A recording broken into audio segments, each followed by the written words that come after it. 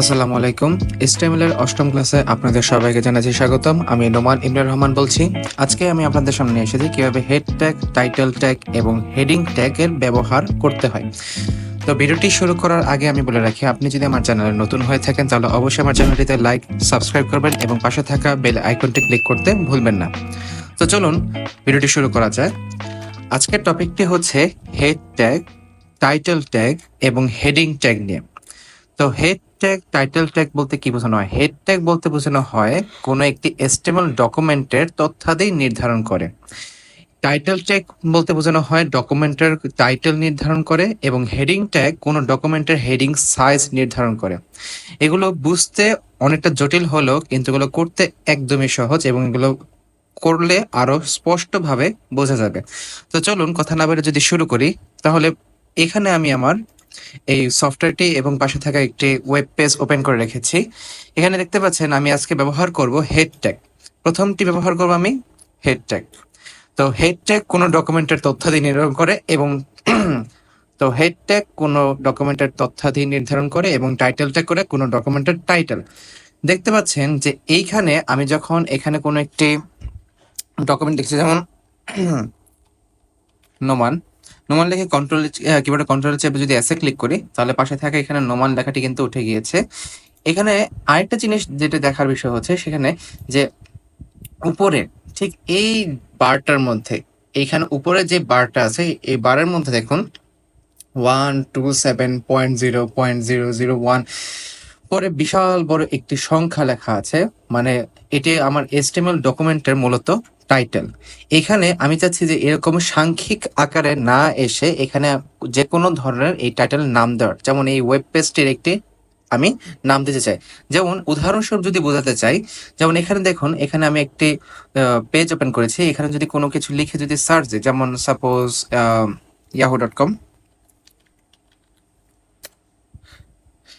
yahoo.com search দেওয়ার পর আপনারা দেখতে পাচ্ছেন যে এই জায়গার মধ্যে উপরের এই ইয়াহু মেল ওয়েদার সার্চ লিখে এখানে টাইটেলটি উঠে গিয়েছে, কিন্তু আমার এই ওয়েব পেজটির মধ্যে কিন্তু কোনো টাইটেলে কোনো নাম লেখা হয়নি।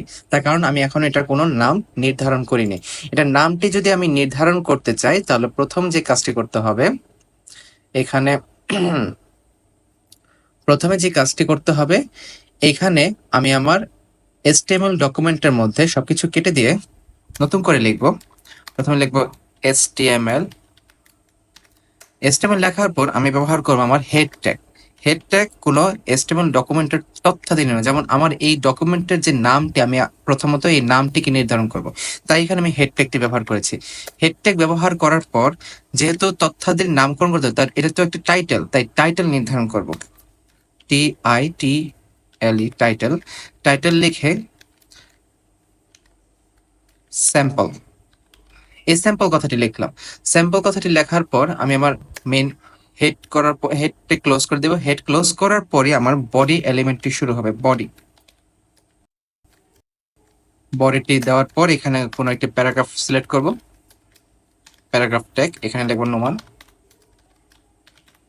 নোমান লিখে এখানে খেয়াল করে দেখুন, আমি যখনই কিবোর্ডে কন্ট্রোল চেপে এসে ক্লিক করব, তখন সাথে সাথে কিন্তু এখানে এই টাইটেলটি পরিবর্তন হয়ে যাবে। যেমন দেখুন, এখানে কিবোর্ডে কন্ট্রোল চেপে যখন এসে ক্লিক করলাম, এই যে দেখতে পাচ্ছেন যে আমার কিন্তু এখন এই ওয়েব পেজটির টাইটেলটি, আমি টাইটেল ট্যাগে যে নামটি ব্যবহার করেছি সেই নামটি উল্লেখিত হয়েছে। যেমন এখানে লেখা হয়েছে স্যাম্পল। এখানে কি লেখা হয়েছে? স্যাম্পল লেখাটি উঠেছে। আমরা চাইলে টাইটেল ট্যাগ এবং হেড ট্যাগের কম্বিনেশনে এই ওয়েব পেজের টাইটেলটাকে কি করতে পারবো? চেঞ্জ করতে পারবো। হেড ট্যাগের আরো অনেক ধরনের কাজ আছে, যেগুলো নিয়ে আমি আগামী ক্লাসে আরো বিস্তারিতভাবে এগুলোকে আলোচনা করব। তো প্রথমত আজকে আমরা বেসিক গুলো বোঝার চেষ্টা করি। আজকে আমাদের বেসিক গুলো বুঝতে হবে। তো বেসিকটা বোঝার জন্য আজকে আমি হেড ট্যাগটা বোঝালাম। হেড ট্যাগ কি করে? যে কোনো এসটিএমএল ডকুমেন্টের হেড নির্ধারণ করে বা তথ্যাদি নির্ধারণ করে। টাইটেল ট্যাগের কাজ হচ্ছে যে যে কোনো ওয়েব পেজের টাইটেল সিলেক্ট করে থাকে। এইভাবে এদের কম্বিনেশনে আমরা যে কোনো ওয়েব পেজের টাইটেল সিলেক্ট করি। যেমন এইখানে আমার এই ইয়াহুর মধ্যে yahoo.com লেখাটি হচ্ছে, তারাও কিন্তু ঠিক একইভাবে এই এলিমেন্টগুলো ব্যবহার করে কিন্তু এই টাইটেলগুলো উল্লেখ করেছে।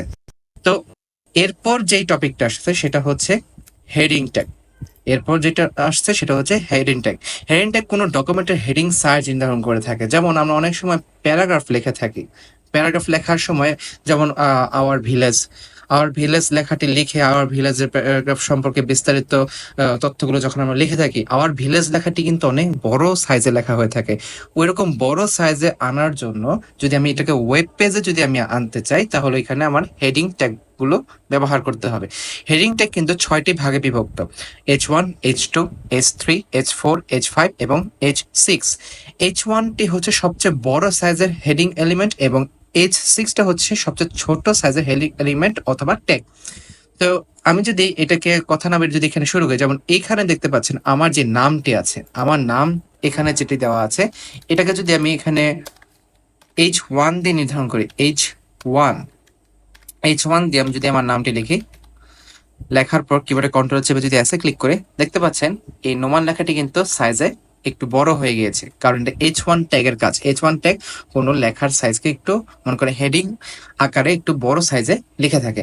তো এরপর যেটা আছে সেটা হচ্ছে H2। আমি যদি H2 দিয়ে এখন বোঝাই, H2 দিয়ে যদি এখানে একইভাবে কাজটা করি এবং কিবোর্ডে কন্ট্রোল চেপে এসে ক্লিক করা মাত্রই দেখতে পাচ্ছেন নিচে নোমান লেখাটি কিন্তু H1 ট্যাগ দিয়ে যেটাকে ব্যবহার করছেন তার সাথে সামান্য পরিমাণে ছোট সাইজে আসছে। এরপর আমি যদি একইভাবে H3 কিবোর্ড কন্ট্রোল চেপে এসে ক্লিক করলাম, তারপর H4,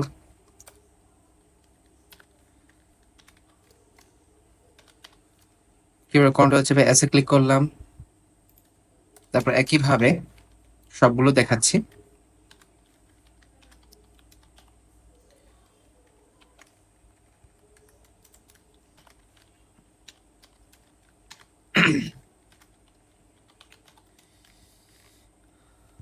তো দেখতে পাচ্ছেন যে এখানে কিন্তু H1, H2, H3, H4, H5 সবগুলো হেডিং ট্যাগ আমি এখানে ব্যবহার করেছি এবং তাদের নির্ধারিত এলিমেন্টের ক্রম অনুযায়ী যেটি প্রথম ক্রম সেই ক্রমের লেখাগুলো সবচেয়ে বড় সাইজ আসবে, দ্বিতীয়টি তার চেয়ে একটু ছোট এবং লাস্টের যেটি আছে যেমন H6 যেটা সেটা সবচেয়ে ছোট সাইজে আমার কিন্তু ওয়েব পেজের মধ্যে উল্লেখ হয়েছে।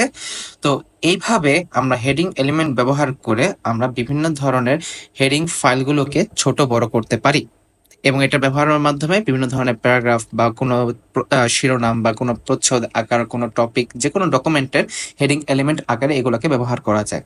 তো আজকের ক্লাসে যদি বিষয়টাকে আরেকবার রিক্যাপ করি তাহলে এরকম দাঁড়াবে: আমি আজকের ক্লাসে head tag, title tag, heading tag নিয়ে আলোচনা করেছি। হেড ট্যাগের কাজ হচ্ছে ডকুমেন্টের তথ্যাদি নির্ধারণ করে, টাইটেল ট্যাগের কাজ হচ্ছে ডকুমেন্টের টাইটেল নির্ধারণ করে, হেডিং ট্যাগের কাজ হচ্ছে কোনো ডকুমেন্টের হেডিং সাইজ নির্ধারণ করে। যেমনটা আপনারা দেখতে পাচ্ছেন যে এখানে হেডিং সাইজটা গুলো কিরকম ক্রমানুযায়ী ছোট হয়ে আসছে। এরপর যেটা হচ্ছে হেডিং ট্যাগটি 6টি ভাগে বিভক্ত, H1 থেকে H6, এবং এই হেডিং ট্যাগের ব্যবহারটি কিন্তু আমাদের পরীক্ষার মধ্যে মূলত অনেকবারই এসে থাকে। তাই এটি আমি রেফারেন্স করব যে HSC এর ICT পরীক্ষার্থী যারা আছো তারা অবশ্যই এটি ভালো মতন পড়বে। তো যদি এখানে আজকের টপিকটি এই পর্যন্তই। যদি আপনাদের কোনো সমস্যা থাকে তাহলে অবশ্যই আমাকে কমেন্ট বক্সে জানাবেন এবং ভিডিওটি যদি অবশ্যই ভালো লেগে থাকে তাহলে অবশ্যই লাইক এবং সাবস্ক্রাইব করবেন। তো আজকে এই পর্যন্তই, ধন্যবাদ। আসসালামু আলাইকুম।